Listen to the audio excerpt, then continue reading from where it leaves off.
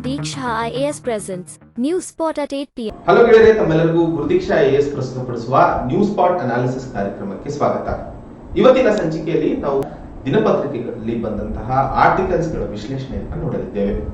ಇವತ್ತಿನ ಈ ಒಂದು ಸುದ್ದಿ ವಿಶ್ಲೇಷಣೆಯನ್ನ ಶುರು ಮಾಡೋದಕ್ಕಿಂತ ಮುನ್ನ ಒಂದು ಸಣ್ಣ ಕಥೆಯನ್ನು ತಮಗೆ ಹೇಳಲು ಬಯಸುತ್ತೇನೆ. ಮೊದಲನೇ ಹಂತದಲ್ಲಿ ತಮಗೆಲ್ಲ ಗೊತ್ತು, ಮೊಟ್ಟ ಮೊದಲನೇ ಬಾರಿಗೆ ಮಾನವ ಪೈಲಟ್ ಅಥವಾ ಏರೋಪ್ಲೇನ್ ಅನ್ನು ಓಡಿಸಿದ್ದು ರೈಟ್ ಬ್ರದರ್ಸ್ ಅಂತ ಹೇಳಿ. ಈ ರೈಟ್ ಬ್ರದರ್ಸ್ ಈ ಒಂದು ಪ್ಲೇನ್ ಅನ್ನ ಓಡಿಸುವಂತಹ ಆಸೆ ಅಥವಾ ಆಕಾಂಕ್ಷೆಯನ್ನ ಇಟ್ಕೊಂಡು ಕೆಲಸ ಮಾಡ್ತಾ ಇದ್ದಂತಹ ಸಂದರ್ಭದಲ್ಲಿ ಅವರ ಜೊತೆಯಲ್ಲೇ ಇನ್ನೊಂದು ತಂಡ, ಲ್ಯಾಂಗ್ಲೆ ಅನ್ನುವಂತಹ ಇನ್ನೊಂದು ವ್ಯಕ್ತಿ, ಆ ಒಬ್ಬ ವ್ಯಕ್ತಿಯ ತಂಡವೂ ಸಹ ಕೆಲಸ ಮಾಡ್ತಿತ್ತು. ಆ ಇಬ್ಬರ ನಡುವಿನ ಅಂತರ ಅಥವಾ ಏನು ಕಾಮನ್ ಇದ್ವು ಅಂತಂದ್ರೆ, ಇಬ್ಬರಿಗೂ ಆಸೆ ಇತ್ತು ಕಿ ಮೊದಲನೇ ಸರಿ ನಾನೇ ಏರೋಪ್ಲೇನ್ ಅನ್ನ ಓಡಿಸ್ಬೇಕು ಅನ್ನುವಂಥದ್ದು. ಇವರಿಬ್ರು ಇದ್ದಂತಹ ಛಲ, ಕಮಿಟ್ಮೆಂಟ್ ಎಲ್ಲವೂ ಒಂದೇ ಇದ್ದರೂ ಇದ್ದಿದ್ದಂತಹ ವ್ಯತ್ಯಾಸ ಮುಖ್ಯವಾಗಿ ರಿಸೋರ್ಸಸ್ಗೆ. ರೈಟ್ ಬ್ರದರ್ಸ್ ಆಕ್ಚುಲಿ ಅವ್ರು ಯಾವುದು ಗ್ರಾಜುಯೇಷನ್ ಅನ್ನ ಮಾಡಿರಲಿಲ್ಲ. ಲ್ಯಾಂಗ್ಲೆ ಹಾರ್ವರ್ಡ್ ಯೂನಿವರ್ಸಿಟಿಯಿಂದ ಗ್ರಾಜುಯೇಟ್ ಆಗಿದ್ದು, ಗವರ್ಮೆಂಟ್ ಅಲ್ಲಿ ಒಳ್ಳೆಯ ಸಪೋರ್ಟ್ ಇದ್ದು, ಅವಾಗಿನ ವಾರ್ ಫಂಡ್ ಇಂದ $50,000 ಫಂಡ್ ಅನ್ನ ಇವರ ಒಂದು ಪ್ರಾಜೆಕ್ಟ್ ಗೆ ಕೊಟ್ಟಿರ್ತಾರೆ. ಆದ್ರೆ ರೈಟ್ ಬ್ರದರ್ಸ್ ಹತ್ರ ಯಾವುದೇ ಫಂಡ್, ಯಾವುದೇ ಸರ್ಕಾರದ ಸಹಾಯ ಅಥವಾ ಯಾವ ಒಂದು ಅನುಕೂಲ ಆಗುವಂತಹ ಪರಿಸ್ಥಿತಿ ಅವ್ರ ಕಡೆ ಇರಲಿಲ್ಲ. ಅವ್ರ ಹತ್ರ ಇದ್ದಿದ್ದು ಉದ್ದೇಶ ಹಾಗೂ ಛಲ ಮಾತ್ರ.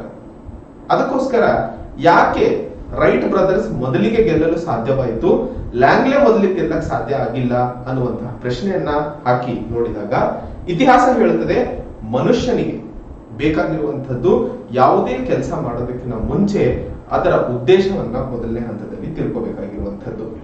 ಆ ಉದ್ದೇಶ ಯಾವತ್ತು ಕ್ಲಿಯರ್ ಆಗಿರುತ್ತೋ, ಯಾವತ್ತು ಆ ಉದ್ದೇಶ ನಮಗೆ ಓಪನ್ ಆಗಿ ಕಾಣಿಸ್ತಾ ಇರುತ್ತೋ, ಅವಾಗ ಗುರಿ ಸೇರಲು ನಮ್ಮನ್ನ ಯಾರನ್ನು ತಡೆಯಕ್ ಆಗೋದಿಲ್ಲ ಅನ್ನುವಂಥದ್ದನ್ನ ಮುಖ್ಯವಾಗಿ ಆ ಒಂದು ಘಟನೆಯಿಂದ ಅರ್ಥೈಸಿಕೊಳ್ಳಬೇಕಾಗಿರುವಂಥದ್ದು.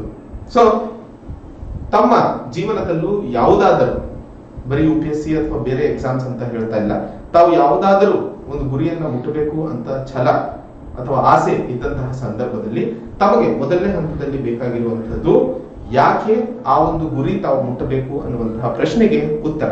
ಆ ಒಂದು ನಿಟ್ಟಿನಲ್ಲಿ ತಾವು ಸಹ ಆ ಒಂದು ಉತ್ತರವನ್ನ ಕಂಡು ಹಿಡ್ಕೊಂಡು ತಮ್ಮ ಹಾದಿಯನ್ನ ಶುರು ಮಾಡಿ ಅಂತ ಹೇಳುತ್ತಾ ಇವತ್ತಿನ ಸಂಚಿಕೆಯನ್ನ ಶುರು ಮಾಡೋಣ.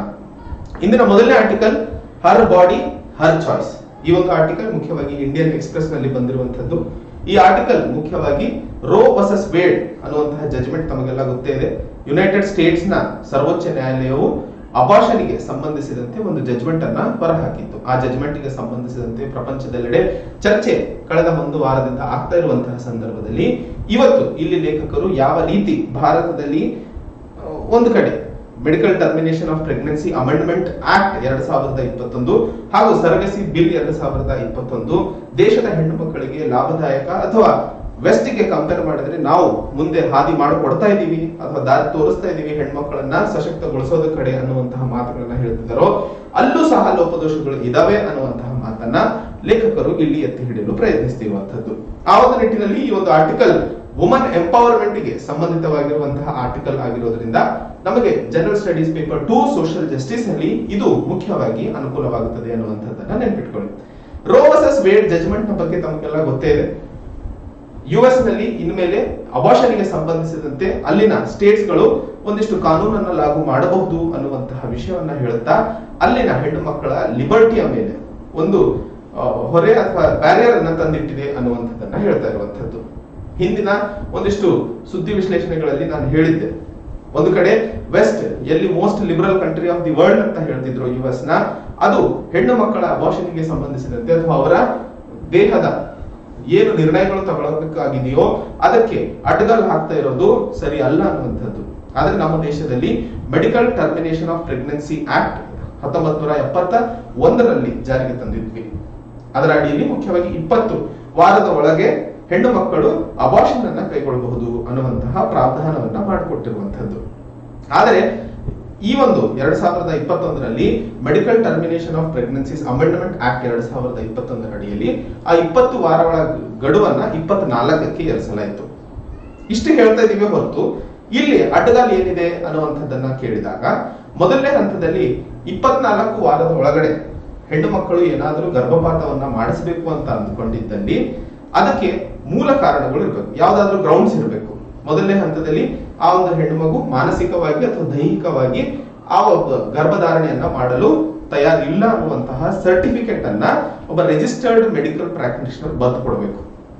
ಇಲ್ಲ ಆ ಒಂದು ಹೆಣ್ಣು ಮಗುವ ಮೇಲೆ ರೇಪ್ ಆಗಿರ್ಬೇಕು, ಇಲ್ಲ ಅವರು ಯಾವುದೋ ಅನ್ಕೊಳ್ಳದೆ ಇರುವಂತಹ ಕಾರಣಕ್ಕೆ ಗರ್ಭ ಧಾರಣೆಯನ್ನ ಮಾಡಿದಂತಹ ಸಂದರ್ಭದಲ್ಲಿ ಡಾಕ್ಟರ್ ಇಂದ ಸರ್ಟಿಫೈ ಮಾಡಿಕೊಂಡಂತಹ ಸಂದರ್ಭದಲ್ಲಿ ಮಾತ್ರ ಅವರಿಗೆ ಗರ್ಭಪಾತವನ್ನ ಮಾಡುವ ಅವಕಾಶಗಳನ್ನ ಮಾಡಿಕೊಟ್ಟಿರುವಂತದ್ದು.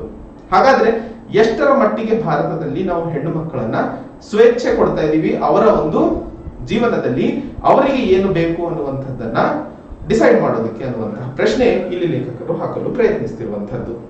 ಇನ್ನೊಂದು ಕಡೆ ಸರಿ, ರಿಜಿಸ್ಟರ್ಡ್ ಮೆಡಿಕಲ್ ಪ್ರಾಕ್ಟೀಷನರ್ಸ್ ಕಡೆಯಿಂದ ನಾವು ಸರ್ಟಿಫಿಕೇಟ್ ಅನ್ನು ತಗೋಬೇಕು ಅನ್ನುವಂಥದ್ದು ಅಥವಾ ಹೆಣ್ಣು ಮಕ್ಕಳು ತಗೋಬೇಕು ಅನ್ನುವಂತಹ ಮಾತನ್ನ ಹೇಳಲಾಗ್ತದೆ. ಆದರೆ ದೇಶದಲ್ಲಿ ಕೋವಿಡ್-19 ಸಂದರ್ಭದಲ್ಲಿ ಎಷ್ಟರ ಮಟ್ಟಿಗೆ ನಮ್ಮ ದೇಶದ ಆರೋಗ್ಯ ವ್ಯವಸ್ಥೆ ಸ್ಥಿರವಾಗಿದೆ ಅನ್ನುವಂತಹ ಪ್ರಶ್ನೆಯು ದೊಡ್ಡ ಮಟ್ಟದಲ್ಲಿ ಎದ್ದು ನಿಂತಿತ್ತು. ಆ ಒಂದು ನಿಟ್ಟಿನಲ್ಲಿ ತಾವು ನೋಡಿದಾಗ ಯಾವುದಾದ್ರೂ ರಿಜಿಸ್ಟರ್ಡ್ ಮೆಡಿಕಲ್ ಪ್ರಾಕ್ಟೀಷನರ್ ಇಂದ ಒಂದು ಸರ್ಟಿಫಿಕೇಟ್ ಅನ್ನ ಪಡೆಯಬೇಕು ಅಂತಂದ್ರೆ ಉತ್ತಮವಾದಂತಹ ಸೇವೆ ಇರುವಂತಹ ಆರೋಗ್ಯ ವ್ಯವಸ್ಥೆಗೆ ಹೋಗಬೇಕು. ಹೋದಂತಹ ಸಂದರ್ಭದಲ್ಲಿ ಉತ್ತಮವಾಗಿದೆ ಅಂತಂದ್ರೆ ಮೊದಲನೇ ಹಂತದಲ್ಲಿ ಅದು ಪ್ರೈವೇಟ್ ಇರುತ್ತೆ. ಗವರ್ಮೆಂಟ್ ಅಲ್ಲಿ ಅಂತೂ ಇದುವರೆಗೂ ಎಲ್ಲೂ ಸಹ ಒಂದು ಒಳ್ಳೆ ಹಾಸ್ಪಿಟಲ್ ಇದೆ ಅಂತ ಹೇಳಿ ದೇಶದಲ್ಲಿ ಮಾದರಿ ಹಾಸ್ಪಿಟಲ್ ನಾನಂತೂ ಇದುವರೆಗೂ ನೋಡಿಲ್ಲ. ತಾವೇನಾದ್ರೂ ನೋಡಿದ್ದಲ್ಲಿ ದಯವಿಟ್ಟು ಕಮೆಂಟ್ ಮಾಡಿ ಅಂತ ಹೇಳುತ್ತಾ, ಹಾಗೆ ಇರುವಂತಹ ಸಂದರ್ಭದಲ್ಲಿ ಸಾಮಾನ್ಯ ಜನರಿಗೆ ಉತ್ತಮವಾದಂತಹ ಆರೋಗ್ಯ ವ್ಯವಸ್ಥೆ ಅಥವಾ ಆರೋಗ್ಯ ರಿಜಿಸ್ಟರ್ಡ್ ಮೆಡಿಕಲ್ ಪ್ರಾಕ್ಟೀಷನರ್ ಸಿಗಬೇಕಾಗಿರುವಂತದ್ದು ಒಂದು ದೊಡ್ಡ ಚಾಲೆಂಜ್. ಸಿಕ್ಕಾಗಬೇಕು ಅಂತಂದ್ರೆ ಪ್ರೈವೇಟಿಗೆ ಹೋಗ್ಬೇಕು. ಪ್ರೈವೇಟ್ ಅಲ್ಲಿ ಹೋದಾಗ ಅದಕ್ಕೆ ಜೇಬಿಂದ ದುಡ್ಡು ಖರ್ಚು ಮಾಡಬೇಕು. ಆ ಹಣವನ್ನ ಖರ್ಚು ಮಾಡೋಕ್ಕಾಗದೆ ಬಹಳಷ್ಟು ಸರಿ ಹೆಣ್ಣು ಮಕ್ಕಳು ಮನೆಯಲ್ಲೇ ಗರ್ಭಪಾತವನ್ನ ಮಾಡಿಸಿಕೊಳ್ಳುವಂತಹ ಪ್ರಯತ್ನಗಳನ್ನು ನಡೆಸ್ತಾ ಇರುವಂತದ್ದು. ನ್ಯಾಷನಲ್ ಫ್ಯಾಮಿಲಿ ಹೆಲ್ತ್ ಸರ್ವೆ 2019-20 ಪ್ರಕಾರ ಪ್ರತಿ ದಿನ 8 ಜನ ಹೆಣ್ಣು ಮಕ್ಕಳು ಅನ್ಸೇಫ್ ಅಬಾರ್ಷನ್ ಇಂದ ಈ ದೇಶದಲ್ಲಿ ಸಾವನ್ನಪ್ಪುತ್ತಿದ್ದಾರೆ. ಅವ್ರ ಬಗ್ಗೆ ನಾವು ಯಾರು ಮಾತಾಡಲ್ಲ, ಯಾಕೆಂತಂದ್ರೆ ಸಾಯ್ತಿರೋದು 8 ಜನ ಅಲ್ಲ, ಅದು ನಮ್ಮ ಮನೆಯವರಲ್ಲ. ಸೊ ಆ ಒಂದು ನಿಟ್ಟಿನಲ್ಲಿ medical termination of pregnancies amendment bill 2021 ಯಾವ ರೀತಿಯಲ್ಲಿ ಹೆಣ್ಣು ಮಕ್ಕಳಿಗೆ ಸರಿಯಾದ ನ್ಯಾಯವನ್ನ ಒದಗಿಸಿಕೊಡಲು ಪ್ರಯತ್ನಿಸಿದೆ ಅನ್ನುವಂತಹ ಪ್ರಶ್ನೆ ಇಲ್ಲಿ ದೊಡ್ಡದಾಗಿ ಎದ್ದು ನಿಲ್ಲುವಂತದ್ದು. ಒಂದು ಕಡೆ ಹೆಣ್ಣು ಮಕ್ಕಳ ಬಗ್ಗೆ ಮಾತಾಡ್ತಾ ಇದ್ದೀವಿ, ಹಾಗಾದ್ರೆ ದೇಶದಲ್ಲಿ ಇರುವಂತಹ ಬೇರೆ ಲಿಂಗದವರು ಈ ದೇಶದ ನಾಗರಿಕರಲ್ಲವಾ ಅನ್ನುವಂಥದ್ದು. ಈಗ LGBTQ ಅವ್ರು ಇರ್ತಾರೆ ಅಥವಾ ಬೈಸೆಕ್ಷುವಲ್ ಇರೋರು ಇರ್ತಾರೆ, ಅವರು ಸಹ ಗರ್ಭಧಾರಣೆಯನ್ನ ಮಾಡಬಹುದು ಬಯಾಲಜಿಕಲಿ. ಆದರೆ ಅವರ ಅಬಾರ್ಷನ್ ಬಗ್ಗೆ ಈ ಒಂದು medical termination of pregnancies amendment act 2021 ಯಾವುದೇ ಮಾತನ್ನ ಹೇಳದೇ ಇರುವಂತದ್ದು ಇನ್ನೊಂದು ದುರ್ದಾಯಕರವಾದ ಸಂಗತಿ ಅಂತ ಹೇಳ್ತಾ ಇರುವಂತದ್ದು. ಹೇಗೆ ವುಮನ್ ಹೆಣ್ಣು ಮಕ್ಕಳಿಗೆ ಅವಕಾಶ ಕೊಡಲಾಗಿದೆಯೋ ಅದೇ ರೀತಿಯಲ್ಲಿ ಈ ಕಾನೂನಲ್ಲಿ ಬೇರೆ ಜೆಂಡರಿಗೂ ಸಹ ಅವಕಾಶ ಮಾಡಿಕೊಡುವ ಅವಶ್ಯಕತೆ ಇತ್ತು ಅನ್ನುವಂಥದ್ದನ್ನ ಹೇಳ್ತಾ ಇರುವಂತದ್ದು. ಎರಡನೇ ಹಂತದಲ್ಲಿ ಸರಗಸಿ ಬಿಲ್ 2021 ಬಗ್ಗೆ ಮಾತಾಡಲಾಗಿತ್ತು. ಸರಗಸಿ ಅಂತಂದ್ರೆ ನಾನು ಹೇಳಿದ್ದೆ, ಹೆಣ್ಮಕ್ಳು ತನ್ನ ವೂಂಬನ್ನ ಬಾಡಿಗೆಗೆ ಕೊಡುವಂತದ್ದು 9 ತಿಂಗಳ ಕಾಲ ಬೇರೆಯವರ ಮಗುವನ್ನ ಸಾಕಿ ತದನಂತರ ಮಗು ಹುಟ್ಟಿದ ನಂತರ ಅದು ಇನ್ನೊಬ್ಬರಿಗೆ ಕೊಡುವಂತದ್ದು. ರಾಜಸ್ಥಾನದಲ್ಲಿ ಈ ಒಂದು ಸಮಸ್ಯೆ ಬಹುದೊಡ್ಡದಾಗಿ ಬೆಳೆದು ನಿಂತಿತ್ತು. ಎಲ್ಲಿ ವಿದೇಶಿಯರು ಬಂದು ದೇಶದ ಹೆಣ್ಣು ಮಕ್ಕಳನ್ನ ದುಡ್ಡು ಕೊಟ್ಟು ಈ ತರ ಬಾಡಿಗೆ ಅವರ ಒಂದು ವೂಂಬನ್ನ ತಗೊಂಡು ಮಗು ಮಾಡ್ಕೊಂಡು ಹೋಗ್ಬಿಡ್ತಿದ್ರು. ಅದರಿಂದಾಗಿ ಹೆಣ್ಣು ಮಕ್ಕಳ ಮೇಲೆ ಆರೋಗ್ಯ ಮತ್ತು ಒಂದಿಷ್ಟು ಬೇರೆ ಎಕ್ಸ್ಪ್ಲಾಯ್ಟೇಟಿವ್ ಬಿಹೇವಿಯರ್ ಅಥವಾ ಆಕ್ಟಿವಿಟೀಸ್ ದೇಶದಲ್ಲಿ ನಡೆಯೋದನ್ನ ತಡೆ ಹಿಡಿಯುವಂತಹ ಆಲೋಚನೆಯೊಂದಿಗೆ ಈ ಒಂದು ಸರೋಗಸಿ ಬಿಲ್ 2021 ಜಾರಿಗೆ ತರಲಾಯಿತು. ಈ ಸರೋಗಸಿ ಬಿಲ್ ಅಲ್ಲಿ ಮುಖ್ಯವಾಗಿ ಯಾರೇ ಸರೋಗಸಿಗೆ ಪ್ರಯತ್ನ ನಡೆಸಬೇಕು ಅಂತಂದ್ರೆ ಮೊದಲನೇ ಹಂತದಲ್ಲಿ ಅವರು ಭಾರತೀಯರಾಗಿರ್ಬೇಕು. ಹಾಗೆ ಎರಡನೇ ಹಂತದಲ್ಲಿ ಇಬ್ಬರು ಗಂಡ ಹೆಂಡತಿ ಮಕ್ಕಳನ್ನ ಮಾಡಲು ಸಾಧ್ಯ ಇಲ್ಲ ಅಥವಾ ಇನ್ಫರ್ಟೈಲ್ ಅನ್ನುವಂತಹ ಸರ್ಟಿಫಿಕೇಟ್ ಅನ್ನ ಒದಗಿಸಬೇಕು. ಹಾಗೂ ಯಾವ ತಾಯಿಯ ಗರ್ಭವನ್ನ ಇವರು ಬಾಡಿಗೆಗೆ ತಗೊಳ್ತಾ ಇದ್ದಾರೋ ಆ ತಾಯಿಯ ಮಾಹಿತಿಯನ್ನು ಸಹ ಇವರು ಬಿಚ್ಚಿಡಬೇಕು. ಈಗ ಸಮಾಜದ ಎದುರಿಗೆ ಎಲ್ಲಾ ಪರ್ಸನಲ್ ಡೀಟೇಲ್ ಅನ್ನ ಎತ್ತಿಡಬೇಕು ಅಂತಂದ್ರೆ KS ಪುಟ್ಟಸ್ವಾಮಿ ಜಜ್ಮೆಂಟ್ 2015 ಅವಶ್ಯಕತೆ ಏನಿದೆ? KS ಪುಟ್ಟಸ್ವಾಮಿ ಜಜ್ಮೆಂಟ್ ತಮಗೆಲ್ಲ ನೆನಪಿದ್ರೆ 2015 ಅದು ಮುಖ್ಯವಾಗಿ ರೈಟ್ ಟು ಪ್ರೈವಸಿ ಮನುಷ್ಯನ ಮೂಲಭೂತ ಹಕ್ಕು ಅನ್ನುವಂಥದ್ದು ಪಾರ್ಟ್ 3 ಸಂವಿಧಾನದ ಅಡಿಯಲ್ಲಿ ಅನ್ನುವಂತಹ ಮಾತನ್ನ ಸರ್ವೋಚ್ಚ ನ್ಯಾಯಾಲಯವು ಹೇಳಿತ್ತು. ಹೀಗೆ ಎಲ್ಲಾ ಮಾಹಿತಿಯನ್ನ ಹೊರಗೆ ಬಿಚ್ಚಿಟ್ಟಬೇಕು ಅಂತಂದ್ರೆ ಪ್ರೈವಸಿ ಎಲ್ಲಿ ಉಳಿದಂಗಾಯ್ತು. ಹೀಗೆ medical termination of pregnancies act 2021 surrogacy bill 2021 ಎರಡರಲ್ಲೂ ಸಹ ಇರುವಂತಹ ಸಮಸ್ಯೆಗಳನ್ನ ಪರಿಗಣನೆಗೆ ತಗೊಂಡು ಸರ್ಕಾರ ಅದರಲ್ಲಿ ಬದಲಾವಣೆಗಳನ್ನು ಮಾಡುವ ಅವಶ್ಯಕತೆ ಇದೆ ಅನ್ನುವಂತಹ ಮಾತನ್ನ ಮುಖ್ಯವಾಗಿ ಹೇಳಲು ಪ್ರಯತ್ನಿಸುತ್ತಿರುವಂತಹದ್ದು. ಮುಂದಿನ ಒಂದು article, do not weaken the aunty defection ಲಾ. ಈ ಒಂದು ಆಂಟಿ ಡಿಫೆಕ್ಷನ್ ಲಾಗೆ ಸಂಬಂಧಿಸಿದಂತೆ ತಮಗೆಲ್ಲ ಗೊತ್ತಿದ್ರೆ ನಿನ್ನೆಗೆ ಅದರ ಚರ್ಚೆ ಒಂದಿಷ್ಟು ಮುಗಿದಿದೆ, ಬಟ್ ಇನ್ನೂ ಬದುಕಿದೆ ಅದೊಂದು ವಿಷಯ. ಸರ್ವೋಚ್ಚ ನ್ಯಾಯಾಲಯದಲ್ಲಿ ನಡೀತಾ ಇರುವಂತಹ ಕಾರಣಕ್ಕೆ ಮಹಾರಾಷ್ಟ್ರ ರಾಜಕೀಯ ವ್ಯವಸ್ಥೆಯಲ್ಲಿ ಆದಂತಹ ಬದಲಾವಣೆಗಳು ಹಾಗೂ ಡ್ರಾಮಾ ಬಹು ದೊಡ್ಡ ಮಟ್ಟದಲ್ಲಿ ಈ ಒಂದು ಆರ್ಟಿಕಲ್ಸ್ ಗಳಿಗೆ ಕಾರಣವಾಗಿತ್ತು. ಒಂದಿಷ್ಟು ಮೀಮ್ಸ್ ಗಳನ್ನ ಅದನ್ನ ನೀವು ನೋಡ್ತಾ ಇರ್ತೀರ. ವರ್ಲ್ಡ್ ಕಪ್ ಗಿಂತಲೂ ಅತಿ ರೋಮಾಂಚನಕಾರಿ ಏನಾಗುತ್ತೆ ಮಹಾರಾಷ್ಟ್ರ ರಾಜಕೀಯ ವ್ಯವಸ್ಥೆಯಲ್ಲಿ ಅನ್ನುವಂತಹ ಆಲೋಚನೆ ಅಥವಾ ಆ ಒಂದು ಕ್ಷಣ ಸಸ್ಪೆನ್ಸ್ ಬಹಳ ದೊಡ್ಡ ಮಟ್ಟದಲ್ಲಿ ಜನರಿಗೆ ಥ್ರಿಲ್ ಮಾಡ್ತಾ ಇತ್ತು. ಹಾಗೆ ನಿನ್ನೆ ಅದು ಅಂತ್ಯಗೊಂಡು ಈಗ ಶಿಂದೆ ಅವರು ಚೀಫ್ ಮಿನಿಸ್ಟರ್ ಆಗಿ ಫಡ್ನವೀಸ್ ಅವರನ್ನ ಡೆಪ್ಟಿ ಸಿಎಂ ಮಾಡಲಾಗಿದೆ. ಅದು ನಮ್ಮ ಚರ್ಚೆ ಅಲ್ಲ. ಇಲ್ಲಿ ನಾವು ಚರ್ಚೆ ಮಾಡಬೇಕಾಗಿರುವಂತದ್ದು ಸಂವಿಧಾನದ 10ನೇ ಶೆಡ್ಯೂಲ್ ನಲ್ಲಿ 1985 ರಾಜೀವ್ ಗಾಂಧಿ ಸರ್ಕಾರ ಇದ್ದಂತಹ ಸಂದರ್ಭದಲ್ಲಿ ಆಂಟಿ ಡಿಫೆಕ್ಷನ್ ಲಾ ನ ಕಾನೂನಿಗೆ ತಂದಿತ್ತು. ಅದಕ್ಕೆ ಸಂಬಂಧಿಸಿದಂತೆ ಹಿಂದಿನ ಸುದ್ದಿ ವಿಶ್ಲೇಷಣೆಯಲ್ಲೂ ನಾನು ಚರ್ಚೆ ಮಾಡಿದ್ದೆ. ಆಂಟಿ ಡಿಫೆಕ್ಷನ್ ಲಾ ಮುಖ್ಯವಾಗಿ ಯಾವುದೇ ರಾಜಕೀಯ ನಾಯಕ ವಾಲಂಟರಿಲಿ ರಾಜಕೀಯ ಪಕ್ಷವನ್ನ ಬಿಟ್ಟು, ಯಾವ ಪಕ್ಷದಿಂದ ಅವರು ಆಯ್ಕೆಯಾಗಿರ್ತಾರೋ ಆ ಪಕ್ಷವನ್ನ ಬಿಟ್ಟು ಬೇರೆ ಪಕ್ಷ ಸೇರ್ಕೊಂಡಿದ್ದಂತಹ ಸಂದರ್ಭದಲ್ಲಿ ಅವರನ್ನ ಡಿಸ್ಕ್ವಾಲಿಫೈ ಮಾಡುವಂತಹ ಪ್ರಾವಧಾನವನ್ನ ಇದರ ಅಡಿಯಲ್ಲಿ ಕೊಟ್ಟಿರುವಂತಹದ್ದು. ಇದರ ಮೂಲ ಉದ್ದೇಶ ಮುಖ್ಯವಾಗಿ ಸ್ವತಂತ್ರ ಸಂಗ್ರಾಮದ ನಂತರದಿಂದಲೂ ನಡೀತಾ ಇದ್ದಂತಹ ರೆಸಾರ್ಟ್ ರಾಜಕೀಯ, ಕುದುರೆ ವ್ಯಾಪಾರ ಇವುಗಳನ್ನ ತಡೆ ಹಿಡಿಯುವಂತದ್ದು ಮೂಲ ಉದ್ದೇಶವಾಗಿತ್ತು. ಹೀಗೆ ಇರುವಂತಹ ಸಂದರ್ಭದಲ್ಲಿ ಬಹಳಷ್ಟು ಕಷ್ಟಪಟ್ಟು 1985ರಲ್ಲಿ ರಾಜೀವ್ ಗಾಂಧಿ ಸರ್ಕಾರ ಎಲ್ಲರನ್ನ ಒಪ್ಪಿಸಿ ಒಂದಿಷ್ಟು ಎಕ್ಸೆಪ್ಷನ್ಸ್ ಗಳು ಅದನ್ನ ಇದನ್ನ ಹಾಕಿ ಆಂಟಿ ಡಿಫೆಕ್ಷನ್ ಲಾ ನ ಜಾರಿಗೆ ತಂದರು. ಸರ್ವೋಚ್ಚ ನ್ಯಾಯಾಲಯವು ಈ ಆಂಟಿ ಡಿಫೆಕ್ಷನ್ ಲಾ ಮುಖ್ಯವಾಗಿ ಸಂವಿಧಾನವನ್ನ ದುರ್ಬಳಕೆ ಮಾಡ್ತಾ ಇರುವಂತಹ ರಾಜಕೀಯ ನಾಯಕರು ತಮ್ಮ ಅಧಿಕಾರದ ಸ್ವಾರ್ಥ ಹಾಗೂ ಹಣ ಮಾಡುವಂತಹ ದುರಾಸೆಯಿಂದ ಬಳಸ್ಕೊಳ್ತಾ ಇರುವಂತಹ ಅಥವಾ ದುರ್ಬಳಕೆ ಮಾಡ್ತಾ ಇರುವಂತಹ ಸಂವಿಧಾನವನ್ನ ತಡೆ ಹಿಡಿಯುವಂತಹ ಒಂದು ಆಯುಧ ಅನ್ನುವಂತಹ ಮಾತನ್ನೇ ಹೇಳಿತ್ತು. ಈಗ ಆ ಆಯುಧವನ್ನ ಎಷ್ಟರ ಮಟ್ಟಿಗೆ ಸಮರ್ಪಕವಾಗಿ ದೇಶದಲ್ಲಿ ಈ ರಾಜಕೀಯ ನಾಯಕರು ನಡೆಸ್ಕೊಳ್ತಾ ಇದ್ದಾರೆ. ಅದಕ್ಕೆ ತಾವು ಉದಾಹರಣೆ ನೋಡಬೇಕು ಅಂತಂದ್ರೆ ಈಗ ನಡೆದಿರುವಂತಹ ಮಹಾರಾಷ್ಟ್ರ ಸರ್ಕಾರ ಅಥವಾ ಮಹಾರಾಷ್ಟ್ರದ ಆಂಟಿ ಡಿಫೆಕ್ಷನ್ ಲಾ ಕೇಸೇ ಬಹುದೊಡ್ಡ ಉದಾಹರಣೆಯಾಗಿದೆ. ಮೊದಲನೇ ಹಂತದಲ್ಲಿ ಪ್ರಶ್ನೆ ಎದ್ದು ನಿಂತಿದ್ದು, ಹೇಗೆ ಈ ಒಬ್ಬ ಶಿವಸೇನೆಯಿಂದ ರಾಜಕೀಯ ನಾಯಕರು ಓಡಿ ಹೋಗಿ ಗುಜರಾತ್ ಅಲ್ಲಿ ಇದ್ದರೂ ಸಹ ಅವರ ವಿರುದ್ಧ ಆಂಟಿ ಡಿಫೆಕ್ಷನ್ ಲಾ ಜಾರಿಗೆ ಬರಲು ಸಾಧ್ಯವಾಗಿಲ್ಲ. ಹಾಗಾದ್ರೆ ಏನು ಪ್ರಾವಧಾನವಿದೆ ಸಂವಿಧಾನದಲ್ಲಿ ಆ ಒಂದು ಕ್ರಮಕ್ಕೆ? ಎಷ್ಟು ಜನ ಹೊರ ಹೋದರೆ ಡಿಸ್ಕ್ವಾಲಿಫೈ ಆಗದೆ ತಪ್ಪಿಸಿಕೊಳ್ಳಬಹುದು? ಮೊದಲನೇ ಹಂತದಲ್ಲಿ 2 ಎಕ್ಸೆಪ್ಷನ್ಗಳು ಇತ್ತು. ಮೊದಲನೇದು ಪಾರ್ಟಿ ವಿಭಜನೆಯಾದಾಗ, ಪಾರ್ಟಿ ವಿಭಜನೆಯಾಗಿ 2/3 ಆಯ್ಕೆಯಾದಂತಹ ನಾಯಕರು ಬೇರೆ ಪಾರ್ಟಿಯ ಜೊತೆಗೆ ಹೋಗಿ ಸೇರಿಕೊಂಡು ಹೊಸ ಒಂದು ಸರ್ಕಾರ ರಚನೆ ಮಾಡಿದಂತಹ ಸಂದರ್ಭದಲ್ಲಿ ಅವರು ಈ ಒಂದು ಡಿಸ್ಕ್ವಾಲಿಫಿಕೇಶನ್ ಇಂದ ತಪ್ಪಿಸ್ಕೋಬಹುದಿತ್ತು. ಸ್ಪ್ಲಿಟ್, ಪಾರ್ಟಿನ ಸ್ಪ್ಲಿಟ್ ಮಾಡೋದು. 2003ರಲ್ಲಿ ಸಾಂವಿಧಾನಿಕ ತಿದ್ದುಪಡಿಯನ್ನು ತಂದು ಈ ಒಂದು ಪ್ರಾವಧಾನವನ್ನು ತೆಗೆದುಹಾಕಲಾಯಿತು. ಯಾಕಂದ್ರೆ ಇದನ್ನೂ ಸಹ ದುರ್ಬಳಕೆ ನಡೀತಾ ಇತ್ತು. ಹಾಗೆ 2ನೇ ಹಂತದಲ್ಲಿ ಇರುವಂತಹ ಆಪ್ಷನ್ ಮರ್ಜರ್, ಅಂದ್ರೆ ಬೇರೆ ರಾಜಕೀಯ ಪಕ್ಷದೊಂದಿಗೆ ಒಗ್ಗೂಡಿ ಆ ಒಗ್ಗೂಡುತನ ಏನಾಗ್ತಾ ಇದೆ, ಮರ್ಜರ್ ಏನಾಗ್ತಿದೆ, ಅದರಲ್ಲಿ 2/3 ಲೆಜಿಸ್ಲೇಚರ್ಗಳು ಹೋಗಿ ಸೇರ್ಕೊಂಡಂತಹ ಸಂದರ್ಭದಲ್ಲಿ ಈಗ ಇಲ್ಲಿ 2 ಕಾನ್ಸೆಪ್ಟ್ಸ್ ಇದಾವೆ. ಒಂದು ಮರ್ಜರ್ ಅಂದ್ರೆ ರಾಜಕೀಯ ಪಕ್ಷ, ಯಾವ ಪಕ್ಷ, ಈ ಶಿವಸೇನೆ ಹೋಗಿ ಬಿಜೆಪಿ ಜೊತೆ ಸೇರ್ಕೋಬೇಕಿತ್ತು ಮೊದಲನೇ ಕಂಡೀಷನ್. 2ನೇ ಕಂಡೀಷನ್ 2/3 ವ್ಯಕ್ತಿಗಳು ಹೋಗುವಂತದ್ದು. ಈಗ ಶಿವಸೇನೆ ಅಂತೂ ಹೋಗಿ ಬಿಜೆಪಿ ಜೊತೆ ಯಾವತ್ತಿಗೂ ಸೇರ್ಕೊಳ್ಳಲ್ಲ. ಹಾಗೆ ಇದ್ದಂತಹ ಸಂದರ್ಭದಲ್ಲಿ 2/3 ಹೋಗ್ಲಿ, 3/4 ಹೋಗ್ಲಿ, ಅಥವಾ 75-80% ಹೋಗ್ಲಿ, ಹೋದಂತಹ ಸಂದರ್ಭದಲ್ಲಿ ಅವರು ಡಿಸ್ಕ್ವಾಲಿಫಿಕೇಶನ್ ಇಂದ ತಪ್ಪಿಸ್ಕೊಳ್ಳಲು ಸಾಧ್ಯವಾಗುವುದೇ ಇಲ್ಲ. ಯಾಕಂದ್ರೆ ಅಲ್ಲಿ ಮರ್ಜರೇ ಆಗ್ತಿಲ್ಲ. ಒರಿಜಿನಲ್ ಪಾರ್ಟಿಗೂ ಹಾಗೂ ಲೆಜಿಸ್ಲೇಚರ್ ಪಾರ್ಟಿಗೂ ಮರ್ಜರ್ ತೋರಿಸ್ಬೇಕಲ್ಲ. ಹಾಗಾದ್ರೆ ಕಾನೂನಾತ್ಮಕವಾಗಿ ಈ ಎಲ್ಲಾ MLAಗಳು ಇವರಿಗೆ ಏನ್ ಸಮಯ ಕೊಟ್ಟಿದೆ ಇವತ್ತು ಸರ್ವೋಚ್ಚ ನ್ಯಾಯಾಲಯ 15 ದಿನಗಳ ಕಾಲಾವಕಾಶ, ಅದು ಮುಖ್ಯವಾಗಿ ಮುಂದಿನ ದಿನಗಳಲ್ಲಿ ಅವರಿಗೆ ಕಂಟಕ ಆಗುವಂತಹ ಸಾಧ್ಯತೆಗಳಿದಾವೆ. ಆದ್ರೆ ಈ ಲೆಜಿಸ್ಲೇಚರ್ಸ್ಗೆ ಗೋವಾ ಒಂದು ಜಜ್ಮೆಂಟ್ ಬಂದಿತ್ತು. ಗೋವಾ ಸರ್ಕಾರದ ಸಂದರ್ಭದಲ್ಲೂ ಇದೇ ರೀತಿಯ ಒಂದು ಕೋಲಾಹಲ ನಡೆದಂತಹ ಸಂದರ್ಭದಲ್ಲಿ ಸರ್ವೋಚ್ಚ ನ್ಯಾಯಾಲಯ ಒಂದು ತೀರ್ಪನ್ನ ಕೊಟ್ಟಿತ್ತು. ಒಂದು ವೇಳೆ 2/3 ರಾಜಕೀಯ ನಾಯಕರು ಒಂದು ಪಕ್ಷದಿಂದ ಇನ್ನೊಂದು ಪಕ್ಷಕ್ಕೆ ಸೇರಿಕೊಂಡಂತಹ ಸಂದರ್ಭದಲ್ಲಿ ಅದನ್ನ ಮರ್ಜರ್ ಅಂತಾನೆ ಪರಿಗಣನೆಗೆ ತಗೊಳ್ಳಲಾಗುತ್ತದೆ ಅನ್ನುವಂಥದ್ದು. ಆದರೆ ಇಲ್ಲಿ ರಾಜಕೀಯ ಪಕ್ಷಗಳು ಮರ್ಜರ್ ಅಂತ ಪರಿಗಣನೆಗೆ ತಗೊಳ್ಳೋದಕ್ಕೂ ನಿಜವಾಗ್ಲೂ ಆಗೋದಕ್ಕೂ ಒಂದು ಸಮಸ್ಯೆ ಇದೆ. ಮುಂದಿನ ದಿನಗಳಲ್ಲಿ ಕಾದು ನೋಡಬೇಕಾಗಿರುವಂತಹ ವಿಷಯ, ಯಾವ ರೀತಿಯಲ್ಲಿ ಸರ್ವೋಚ್ಚ ನ್ಯಾಯಾಲಯ ಈ ಒಂದು ಕನ್ಫ್ಯೂಷನ್ ಪ್ರಶ್ನೆಯನ್ನ ಉತ್ತರಿಸಲಿದೆ ಅನ್ನುವಂಥದ್ದು. ಬಟ್ ಕಾನೂನಾತ್ಮಕವಾಗಿ ಮರ್ಜರ್ ಆಗಿ ತದನಂತರ 2/3 ಜನ ಹೋಗಿರ್ಬೇಕು. ಅದು ಮೊದಲನೆಯ ಒಂದು ಕನ್ಫ್ಯೂಷನ್.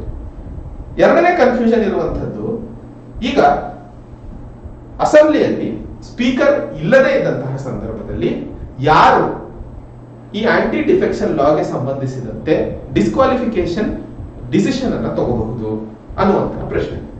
ಅದಕ್ಕೆ ನೋಡಿದಾಗ ಆರ್ಟಿಕಲ್ 190 ಯಾವುದೇ ಸಂದರ್ಭದಲ್ಲಿ ಅಸೆಂಬ್ಲಿಯಲ್ಲಿ ಪ್ರಿಸೈಡಿಂಗ್ ಆಫೀಸರ್ ಇಲ್ಲದೇ ಇದ್ದಂತಹ ಸಂದರ್ಭದಲ್ಲಿ ಆ ಪ್ರಿಸೈಡಿಂಗ್ ಆಫೀಸರ್ ನ ಎಲ್ಲಾ ಕೆಲಸಗಳನ್ನ ಡೆಪ್ಯೂಟಿ ಸ್ಪೀಕರ್ ನಿರ್ವಹಿಸ್ತಾರೆ ಅನ್ನುವಂತಹ ಪ್ರಾವಧಾನವನ್ನ ಹೇಳಿದೆ. ಈಗ ಎಲ್ಲಾ ಕೆಲಸಗಳು ಅಂತ ಹೇಳಿದಾಗ ಆಂಟಿ ಡಿಫೆಕ್ಷನ್ ಲಾಗೆ ಸಂಬಂಧಿಸಿದಂತೆ ನಿರ್ಣಯವನ್ನ ಸ್ಪೀಕರ್ ತಗೋಬಹುದು. ಹಾಗೆ ಈ ಸ್ಪೀಕರ್ ಇಲ್ಲದೇ ಇದ್ದಂತಹ ಸಂದರ್ಭದಲ್ಲಿ ಆರ್ಟಿಕಲ್ 180 ಅಡಿಯಲ್ಲಿ ಡೆಪ್ಯೂಟಿ ಸ್ಪೀಕರ್ಗೆ ಆ ಒಂದು ಅವಕಾಶವನ್ನ ಸೆಟ್ ಮಾಡಿಕೊಡಲಾಗುತ್ತದೆ. ಸೊ ಹಾಗಾದ್ರೆ ಡೆಪ್ಯೂಟಿ ಸ್ಪೀಕರ್ ಏನು ಇವತ್ತು ಮಹಾರಾಷ್ಟ್ರ ಅಸೆಂಬ್ಲಿಯಲ್ಲಿ ಇದ್ರೋ, ಯಾಕಂದ್ರೆ ಸ್ಪೀಕರ್ ಇರಲಿಲ್ಲ, ಸೊ ಡೆಪ್ಯೂಟಿ ಸ್ಪೀಕರ್ ಅದಕ್ಕೆ ಸಂಬಂಧಿಸಿದಂತೆ ನಿರ್ಣಯವನ್ನ ತಗೋಬಹುದು.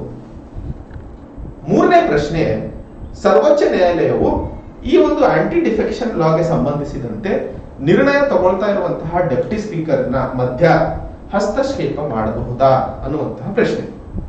ಇಲ್ಲಿ ಕಿಲ್ಹೋತೋ ಹೊಲಾನ್ 1993 ಜಜ್ಮೆಂಟ್ ಮುಖ್ಯವಾಗಿ ಬೆಳಕಿಗೆ ಬರುತ್ತದೆ.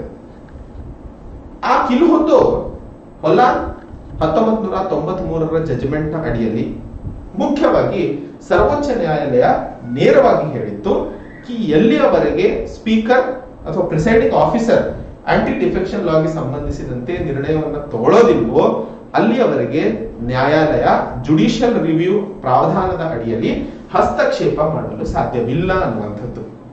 ಹಾಗಾದ್ರೆ ಇಲ್ಲಿ ಸರ್ವೋಚ್ಚ ನ್ಯಾಯಾಲಯ ಎಲ್ಲಿ 2 ದಿನಗಳ ಕಾಲಾವಕಾಶಗಳನ್ನ ಕೊಟ್ಟಿತ್ತೋ ಎಲ್ಲ 16 MLAs ಗಳಿಗೆ ಡಿಸ್ಕ್ವಾಲಿಫಿಕೇಶನ್ ನೋಟಿಸಿಗೆ ಉತ್ತರವನ್ನ ಕೊಡೋದಕ್ಕೆ ಅದನ್ನ ಹೆಚ್ಚಿಸಿ 15 ದಿವಸಕ್ಕೆ ಏರಿಸಿದೆ. ಆದ್ರೆ ರೂಲಿನ ಅಡಿಯಲ್ಲಿ ಇರೋದು 7 ದಿವಸ. ಹಂಗ್ ನೋಡ್ಕೊಂಡ್ರೆ ಈ ರೂಲ್ ಅನ್ನು ಸಹ ಸರ್ವೋಚ್ಚ ನ್ಯಾಯಾಲಯ ಇಲ್ಲಿ ಬಿಟ್ಟು ತನ್ನದೇ ಆದಂತಹ ಒಂದು ಹೊಸ ಕಾನೂನನ್ನ ಮಾಡಿರುವಂತದ್ದು. ಒಂದು ಕಡೆ ಸರ್ವೋಚ್ಚ ನ್ಯಾಯಾಲಯನೇ ಹೇಳಿತ್ತು ಕಿ ಆಂಟಿ ಡಿಫೆಕ್ಷನ್ ಲಾ ಈ ದೇಶದಲ್ಲಿ ರಾಜಕೀಯ ನಾಯಕರು ಸಂವಿಧಾನದಲ್ಲಿ ಇರುವಂತಹ ಪ್ರಾವಧಾನಗಳನ್ನ ತನ್ನ ಅಧಿಕಾರ ಮತ್ತು ಹಣದ ದುರಾಸೆಗೆ ದುರ್ಬಳಕೆ ಮಾಡ್ತಾ ಇರೋದನ್ನ ತಡೆ ಹಿಡಿಯೋದಕ್ಕೆ ಆಂಟಿ ಡಿಫೆಕ್ಷನ್ ಲಾ ಅಸ್ತ್ರವಾಗಲಿದೆ ಅನ್ನುವಂಥದ್ದು.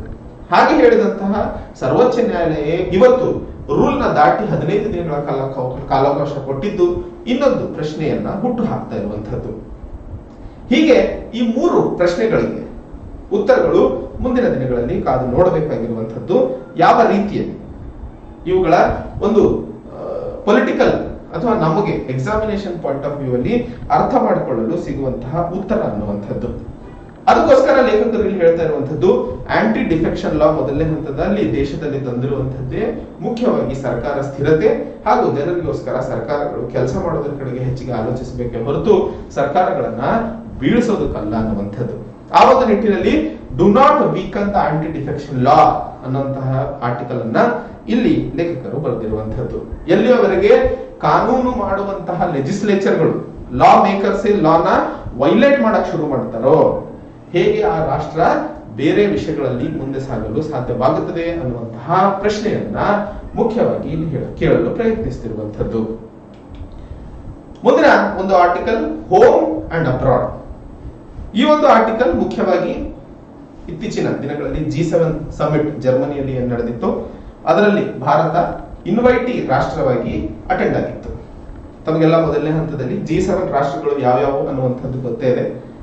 ಅಲ್ಲಿ ನಾರ್ತ್ ಅಮೆರಿಕಾದಲ್ಲಿ US ಮತ್ತು ಕೆನಡಾ 2, ಈ ಕಡೆ ಯುರೋಪ್ ಭಾಗದಲ್ಲಿ ಬಂದಾಗ ಇಟಲಿ, ಫ್ರಾನ್ಸ್, UK, ಜರ್ಮನಿ ಹಾಗೂ ಇನ್ನೊಂದು ಕಡೆ ಜಪಾನ್.